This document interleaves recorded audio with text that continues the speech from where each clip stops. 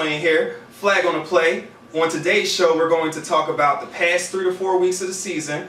We're going to discuss teams that are on the rise. We're going to talk about teams that have work to do before the playoffs start. And we're going to talk about teams that have fallen off almost completely. Alright, so let's get right into it. First of all, there's been a lot of different movement on the teams since this fall 2013 season has started.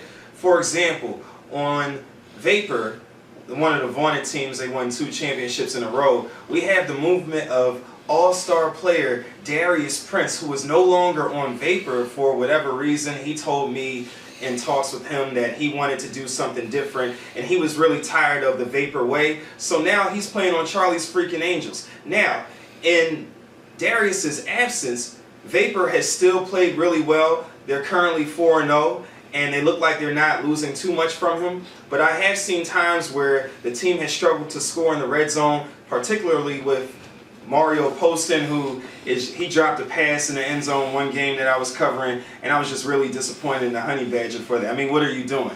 But Darius, on the other hand, with Charlie's Freaking Angels, he's doing really well. He's quarterbacking. He's doing something that Cornell has been doing for a while now, and I am impressed. They are 3-1. They are leading their division. And something tells me that if Vapor and the Angels meet up in the playoffs, I don't know who's going to win. I'm just interested to see if Vapor has enough without Darius to manufacture offense.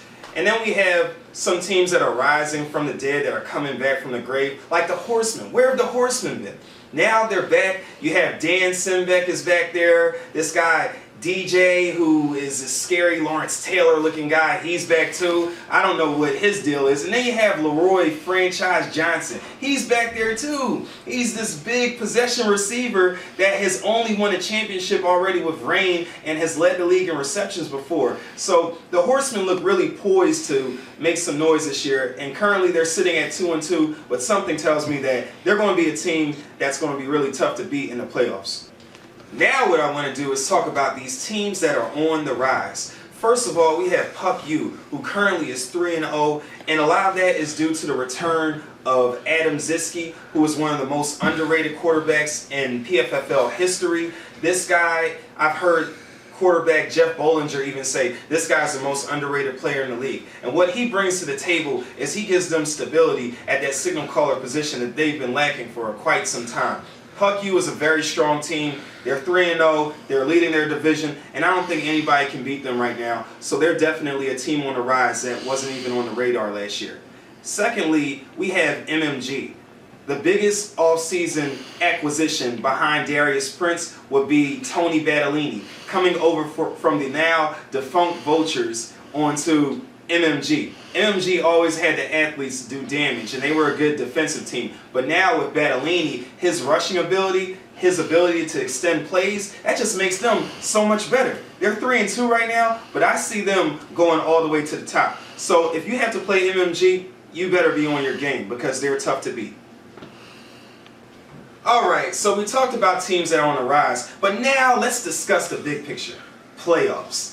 There are a couple teams that are on the cusp of making the playoffs, but they just really need to make a couple tweaks to make it. They need to step their game up. Let's start with Lights Out. Lights Out, they're not getting a lot out of their quarterback position. That's because they're splitting time between Tamburo and Flata, and it's just not working. They just really need to do better, and I feel like if they just get some continuity with one guy, that could do wonders for their entire team. Now, the Wrecking Crew, for example, Jeff Bollinger, all-star guy. He gives trouble to the refs. I understand this. But what he needs to do is he needs to give the ball more to Mark Reyes, who is a very good player. Reminds me of LaShawn McCoy and Barry Sanders, except for the fact that he is Puerto Rican. And lastly, we have Defiant. Defiant. They don't have P.J. McGuigan right now, and that is a major problem. Their backup quarterback, who shall remain nameless because he didn't do anything today, really needs to step it up. But I do have it on very good authority that P.J. will be rejoining his team to help them salvage what has become a very sorry season. Okay, so now since we talked about teams that they just really need some work in order to get to the playoffs, let's talk about teams that have, quite frankly, fallen off. First First of all, the Decepticons. Yes, I'm coming for you guys. The Decepticons, who sustained several injuries to key players today, including Dan Caper, the center, who got injured for an excessive celebration. Come on, man. What are you doing? Your team needs you, and you're over here getting hurt doing the Tootsie Roll. That's not cool, my man. I just don't understand it. And we have the Stallions. Now, I know what you guys are going to say. The Stallions, they're 3-2. They're leading their division. What could be wrong with the Stallions? Well, to me, you know what? They've been a star team for a while, but they lost the Williams brothers, Elliott and George. That means that defense is now weaker, and now it relies solely on Chris Booth to get the job done. And frankly, while he's a good defender, I don't think that he's enough. So they're another team that I don't know about them for the playoffs. And then you have the Chiefs, and they lost their quarterback, TJ. We hope that he gets better soon, but they lost him to a season-ending injury. I believe that he tore his meniscus. But the thing is, even when TJ was in the game, the team was still struggling. I don't understand. And now I even have it on good authority from my man Jay Lee, shout out to Jay Lee, that they tried to reach out to Fred Worrell from Rage, and he said, no thank you. So basically, they are up the creek without a paddle. And if I were a Chiefs fan, I would get ready for a very long offseason. Finally, a team that gets way too much publicity for not producing at the level of its talent. Steeltown. I'm coming for you guys. Steeltown. Since they entered the league back in 2010, in the summer, they got the championship. Since then, nada, zilch, nothing.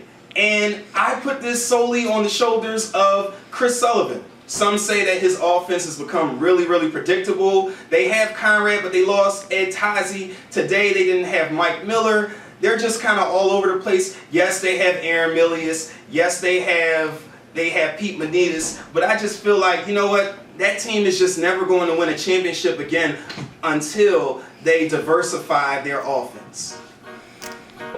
Well, that's our show, Flag on the Play. Until next time, I'm Devin Swain. Call it like I see it.